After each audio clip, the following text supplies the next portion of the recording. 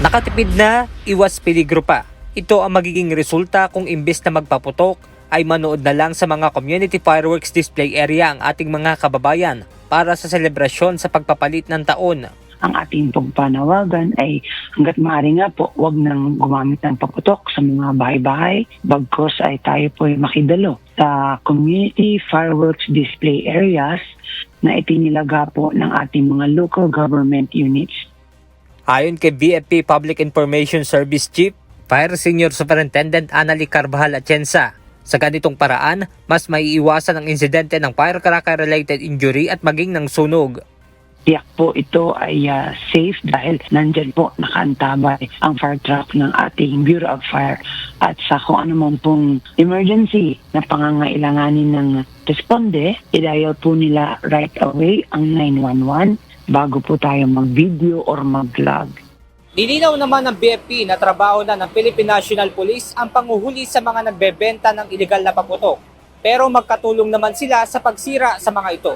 However, we are also taking part in maintaining or in monitoring, in assuring na wala nga pong ganitong nagaganap. In the event may makita kami, may mapansin kami, nire-report natin. Kasama po kami sa pag-report sa Philippine National Police para po sa confiscation nito.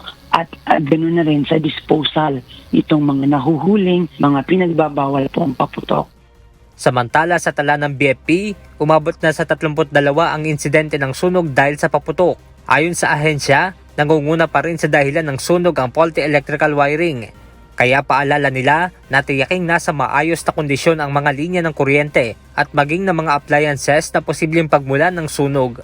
Kasi majority sa ating insidente ay residential kung saan nakatutok po ang BFP dyan dun sa ating programang Oplan Ligtas na Pamayanan at tayo po ay nagbabahay-bahay para kausapin ang ating mga residents na magkaroon ng check-up sa ating mga linya ng kuryente, especially mga 10 years ago na naitayo na, at sa paglago ng pamilya, pagdagdag ng appliances, pagkakaroon ng mga renovation, ay isali po yung wirings, yung main line ng ating supply ng kuryente.